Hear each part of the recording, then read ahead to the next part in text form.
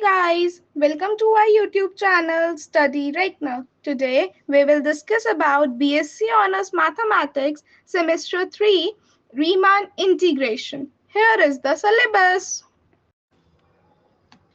अब हम बात कर रहे हैं कॉशी क्राइटेरिया फॉर इंटीग्रेबिलिटी। ये जो है मोस्ट इंपॉर्टेंट थ्योरम है, पेपर में इसके आने के चांसेस बहुत है। इसकी स्टेटमेंट को अच्छे से याद रखना और इसके प्रूफ को देख लेते हैं।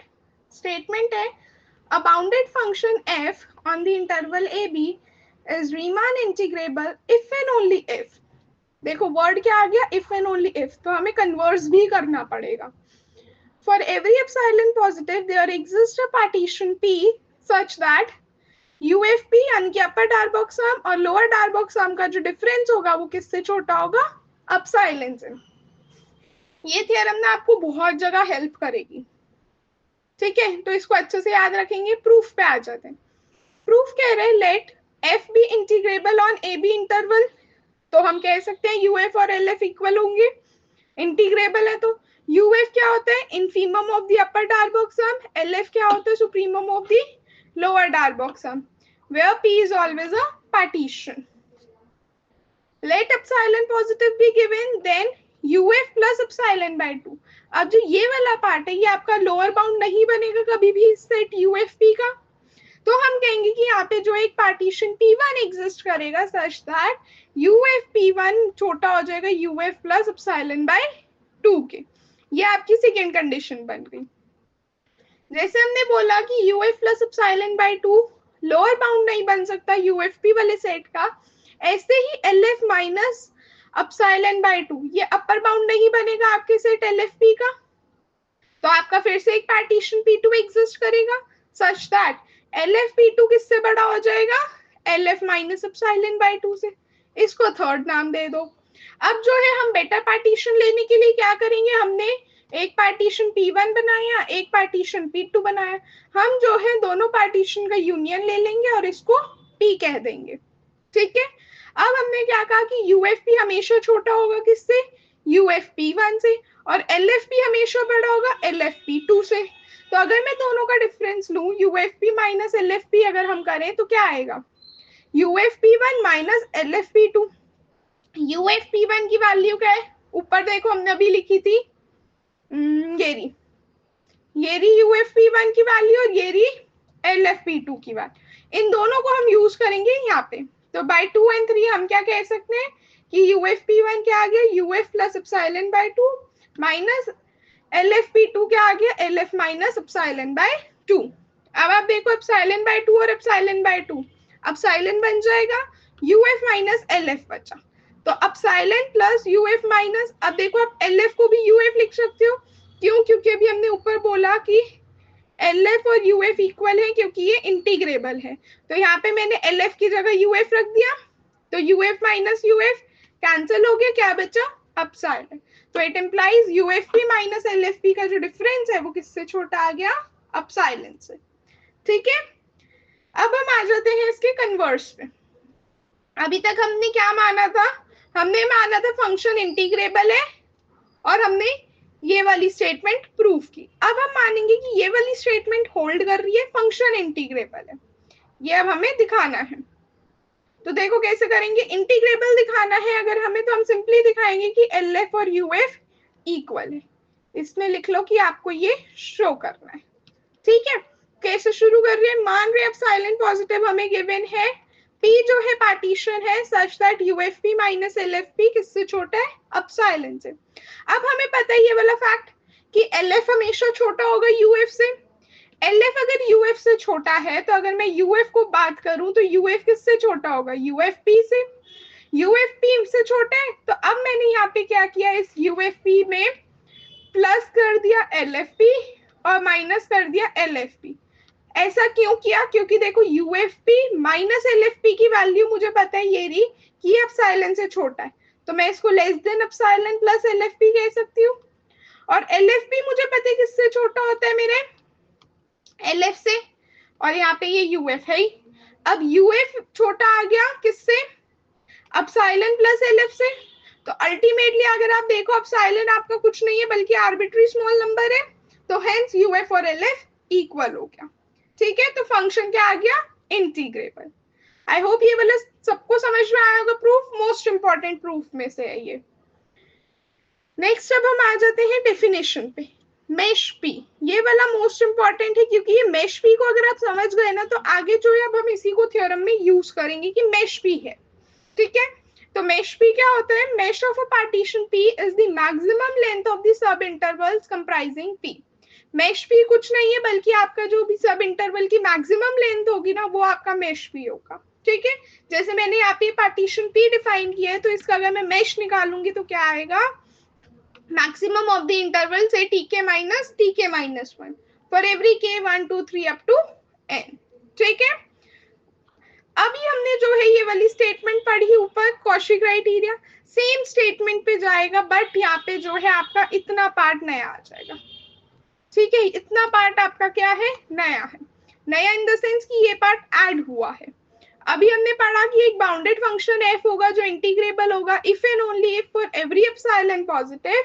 हमने पढ़ा for every epsilon positive there exist a partition p such that ufp minus lfp किससे छोटा है, एप्सिलॉन से। अब यहाँ पे वो कह रहे हैं कि उसने एक कंडीशन और ऐड कर दी कि यहाँ पे जो है डेल्टा पॉजिटिव एग्जिस्ट करेगा such that mesh P delta से छोटा होगा, देन इट इंप्लाइज कि यूएफपी माइनस एलएफपी एप्सिलॉन से छोटा है। ठीक है, तो एक बार देख लेते हैं इसका प्रूफ कैसे करेंगे। अगेन इसमें भी हमें कन्वर्स देना पड़ेगा क्योंकि उसने बोला है इफ एंड ओनली इफ। तो देखो इसका प्रूफ जो है ना, पहले वाला प्रूफ तो बहुत सिंपल है, जहाँ पे हमें दिखाना है कि फंक्शन इंटीग्रेबल है। ठीक है, तो हमने मान लिया for every epsilon positive delta positive exist करेगा such that mesh P delta से छोटा है, तो it implies UFP minus LFP epsilon से छोटा है। फिर हम क्या कहेंगे, thus by Cauchy criteria for integrability f is integrable. Cauchy criteria से अब हम क्या कह सकते हैं, सिंपली एफ इंटीग्रेबल हो गया, क्योंकि ये पूरी स्टेटमेंट कहाँ जा रही है, कॉशी क्राइटेरिया की है। अब हम जो है कन्वर्स वाले पार्ट पे आते हैं। अब हमने जो दिखाना है वो ये दिखाना है कि ये जो भी हमने बोला ये स्टेटमेंट ट्रू होगी। ठीक है, ये सॉरी प्रूफ करनी है। अब हम मान रहे फंक्शन इंटीग्रेबल है, फंक्शन इंटीग्रेबल है इस इंटरवल पे और एप्सिलॉन पॉजिटिव हमें गिवन है। तो कॉशी क्राइटेरिया फॉर इंटीग्रेबिलिटी से क्या कहेंगे, एक पार्टीशन P एग्जिस्ट करेगा। हमने मान लिया एक पार्टीशन P नॉट एग्जिस्ट कर रहा है। P नॉट में पार्टीशन किस तरह से मैंने डिफाइन किया, U naught U1 U2 up to UN। ठीक है, अगेन ए बी इंटरवल का हम ले रहे हैं सच दैट UFP नॉट, अब आप यहाँ पे UFP नॉट लिखोगे क्योंकि आपका पार्टीशन कैसे है, P नॉट वाला। तो UFP not minus LFP not किससे छोटा आ जाएगा, एप्सिलॉन बाय 2 से। अब सिंस क्योंकि f आपको बाउंडेड गिवन है, आपकी स्टेटमेंट अगर आप ध्यान से देखो तो वहां पे हमें गिवन है f बाउंडेड है, सिंस f बाउंडेड है तो एक b पॉजिटिव एग्जिस्ट करेगा such that mod of fx किससे छोटा आ जाएगा, b से, उन सारे x के लिए जो a b में। तो मान लेते हैं डेल्टा। अब ये जो डेल्टा की वैल्यू हमें चूज करनी है ना, ये अभी आप याद रखो कि आपने ये वाली चूज की, कैसे चूज करेंगे वो जब भी हम आएंगे तब उस पर देखेंगे। ठीक है, तो मान लेते हैं अब हमने P एक पार्टीशन ले लिया, अपना यूजुअल पार्टीशन, यहाँ पे T1 आएगा। ठीक है, ये एक पार्टीशन P ले लिया। अब हमें क्या दिखाना है कि UFP माइनस LFP एप्सिलॉन से छोटा है। तो अगेन हम एक पार्टीशन Q ले लेंगे जो बेटर पार्टीशन होगा। अब हमारे पास दो पार्टीशन हो गए, एक P नॉट है एक P है, तो हमने दोनों का यूनियन लेके Q कह दिया। ठीक है, ये हमने एक अनदर पार्टीशन मान लिया। अब हम वही बात कह रहे हैं जैसे हमने लास्ट वाली थ्योरम में कही थी कि अगर Q के पास one more point then P होगा तो हम क्या कह सकते हैं, LFQ माइनस LFP किससे छोटा आ जाएगा, 2B मेश P से। अब ये 2B मेश P से क्यों छोटा है उसका रीजन यहाँ पे मैंने लिखा हुआ है। देखो जब आप दोनों का डिफरेंस लोगे तो ये आएगा, ये डिफरेंस कैसे लेना है ये हम उस वाले थ्योरम में देख चुके हैं। अब हम बात कर रहे हैं कि देखो यहाँ पे अब आपका फंक्शन क्योंकि बाउंडेड है तो वो प्लस बी और माइनस बी में लाई करेगा, तो ये बी टीके माइनस वन हो गया प्लस बी टीके माइनस वन। तो अभी कितना बी है, ये बी है तो ये 2b आ गया टीके माइनस वन, और ये वाला पार्ट जो है किससे छोटा होगा, मेश पी से।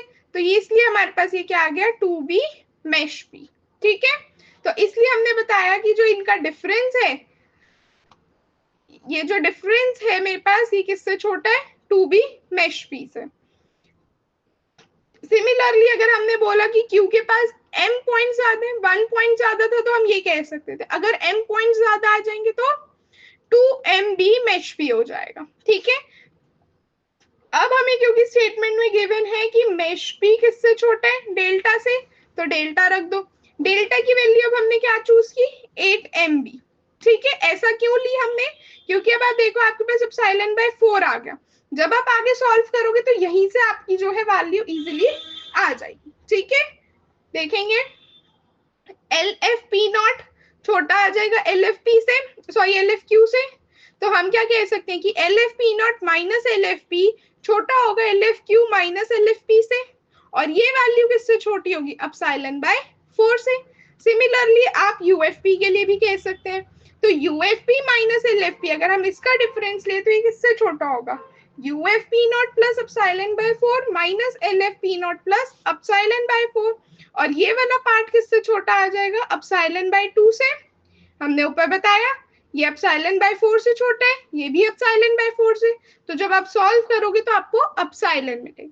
इसीलिए हमने यहाँ पे जो है डेल्टा की वैल्यू एप्सिलॉन अपॉन mb ना रख के 8mb रखी, ताकि जब मैं सॉल्व करूं तो मुझे एप्सिलॉन बाय 4 मिले। ठीक है, तो मेरे पास एप्सिलॉन आ गया, तो 10 जो प्रूफ करना था प्रूव हो गया। सो आई होप आपको ये समझ में आया होगा। ये दोनों ही थ्योरम्स जो है मोस्ट इंपॉर्टेंट है, इनको प्लीज अच्छे से प्रैक्टिस करना। यहाँ पे एक करेक्शन कर लेंगे, यहाँ पे जो कॉशी क्राइटेरिया फॉर इंटीग्रेबिलिटी की स्टेटमेंट है, इस स्टेटमेंट के अंदर ये रीमान वर्ड नहीं आएगा। ठीक है, अगर हमारे पास एक बाउंडेड फंक्शन है जो कि इंटीग्रेबल है, तो स्टेटमेंट है bounded function F on A B is integrable if and only if. ठीक है, ये वाला वर्ड रीमान हटा देंगे। सो आई होप आपको आज का लेक्चर पसंद आया होगा। कोई डाउट्स है तो कमेंट सेक्शन में पूछ सकते हैं। नेक्स्ट टॉपिक के लिए बने रहें, तब तक के लिए चैनल को लाइक करें, शेयर करें और सब्सक्राइब करें। Thank you everyone.